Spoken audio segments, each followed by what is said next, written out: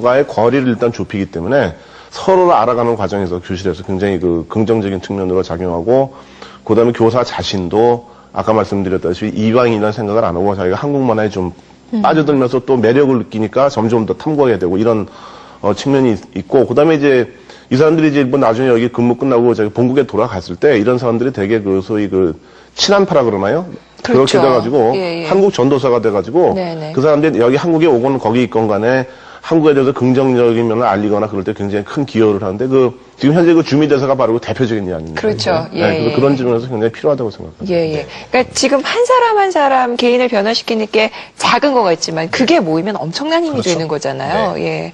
자, 지금까지는 이제 사실 좀 좋은 얘기들만 했는데, 그래도 이제 두 번째니까 보완해야 되고 좀 이렇게 앞으로 더 좋아져야 될 부분들이 좀 있겠죠. 그 부분에 대해서는 이제 라스 선생님께 좀 질문을 드려야 될 것 같아요. 수업 내용 중에서 요거는 조금 더 보충이 됐으면 좋겠다 했던 부분이 있다면 어떤 게 있을까요? If you had to name a couple of things that are missing in the class, it would have been better if those were fixed. I think the class right now is very adequate. It goes at a good pace, and we cover everyday conversation topics. So the things that we cover in class, we can immediately go outside of class and use. It's very helpful to learn Korean in a structured environment. I've learned some Korean phrases from my friends before, but it's very contextual. You can only use it in this situation. But the Korean class is very helpful in teaching us the basic forms and allowing us to branch out from there. So I wouldn't really know what to add. I think it's a good pace and good topics that we're learning right now. 네, 일단은 고칠 게 없다고 말씀하시네요. 장학사님이 계셔서 그런 말씀하시는지 모르겠지만, 페이스, 지금 속도도 괜찮고, 우리가 일상생활에서 바로 써먹을 수 있는 그 토픽 주제도 괜찮고, 상당히 만족한다라고 말씀하시네요. 네, 다행이고요. 네. 그럼 이제 가르치는 선생님 입장에서는 이거는 좀 학생들한테 좀 이런 게 조금 더 추가가 돼야 될 것 같다, 이런 생각은 좀 하실 수 있을 것 같은데요. 네, 현재 여건상 한반 학생 수가 상당히 많다는 게 문제라고 할 수 있는데, 저희 반 같은 경우는 완전 기초반인데 26명이 한반으로 구성되어 있습니다.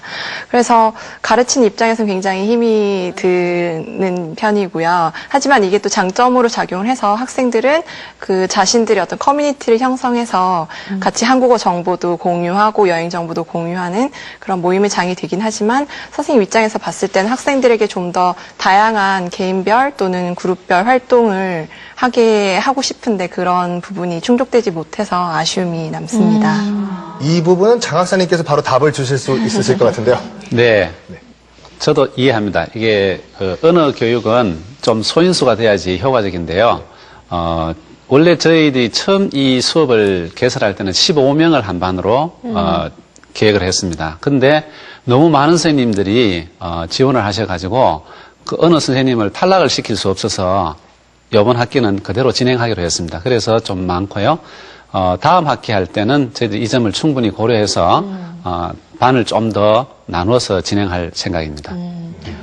자, 이제 끝으로요. 이 라스 선생님께 이제 한국어 공부도 열심히 하고 계시니까 조금 어려울 수도 있지만 그래도 과감하게 한번 좀 부탁을 드려보죠. 이 한국어로 경진중학교 학생들에게 한 말씀 좀 부탁을 드릴게요. Any last tip of advice for your students who might be watching this show right now in Korean?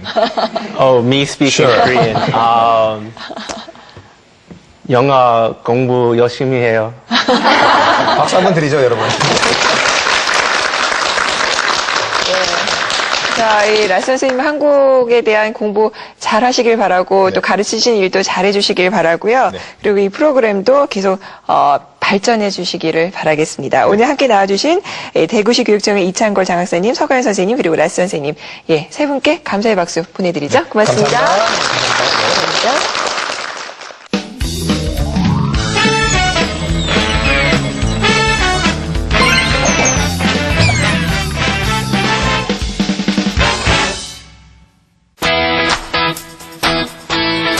취업을 목표로 하고 있는 구직자들에게 가장 첫 관문은 이력서입니다.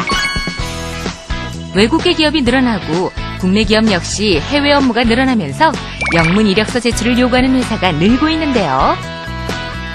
문서를 통해 지원자의 영어 실력이 그대로 나타나기 때문에 문법이나 철자를 정확히 해야 하는 것은 물론 영문 이력서 자체도 생소해 구직자들에게 큰 부담으로 다가오고 있습니다.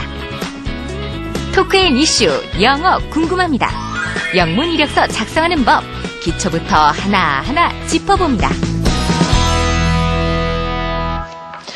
요즘 같은 취업난에서 자신의 능력이 어느 정도인지 그리고 이 일에 대해서 얼만큼의 열정이 있는지를 보여주는 건 정말 중요한 일일 거예요. 그래서 그런 의미에서 이 이력서 쓰기 정말 중요하죠. 맞습니다. 정말 내가 이 회사에 왜 필요한 인재인지 그것을 딱 이 한 장의 종이에 표현을 하는 거기 때문에 쉬운 일이 아니죠. 예.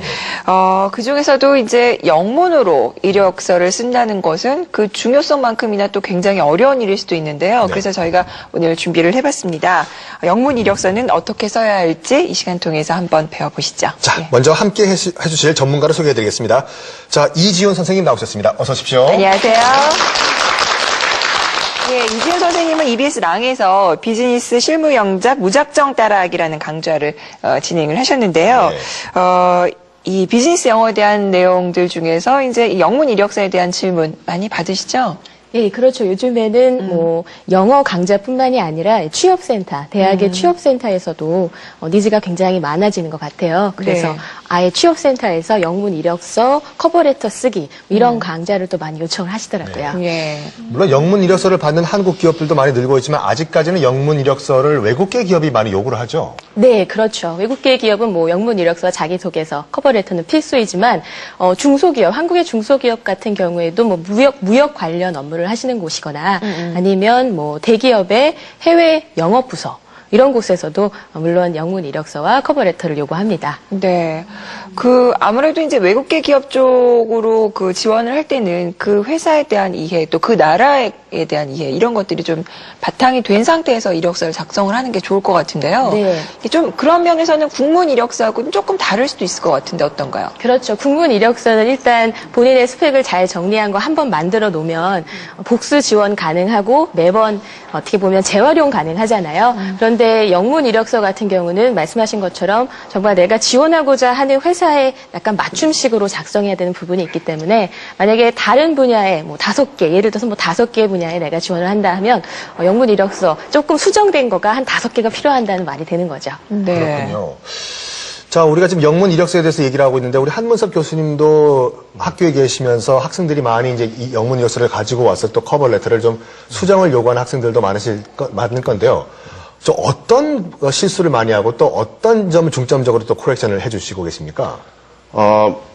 뭐 제가 직접 코렉션 해주는 건 아니고 되게 이제 그 학생들이 갖고 오는 이력서 성향을 보면은 되게 저는 이제 그 학생들이 외국계 회사에 취업도 있지만은 또 유학 가려고 하는 경우가 굉장히 많거든요. 그래서 그런데 지금 말씀하신 것처럼 한국식으로 써온 학생들이 많아요. 이거를 뭐 순서나 이런 여러 가지가 다른데 그걸 그대로 국문 이력서를 영어로 옮기면 되는 줄 알고 이렇게 써오는 경우가 많고 또 하나는 이 학생들이 이제 많이 실수하는 것이 커버레터니 이력서 써올 때 특히 이제 이력서 같은 경우 그런 경우가 많은데 여러 군데 원서를 낸단 말이에요, 이제. 그러다 보니까 예를 들면은 뭐 이래가지고 무슨 저를 커버레터 잘 뽑아주시면은 A 회사를 위해서 열심히 노력하겠습니다 이렇게 했는데 그렇게 해놓고 컷 페이스트 과정에서 B 회사에도 똑같은 걸 집어넣어가지고 그런 거는 보면 거기서 떨어지거든요, 이제.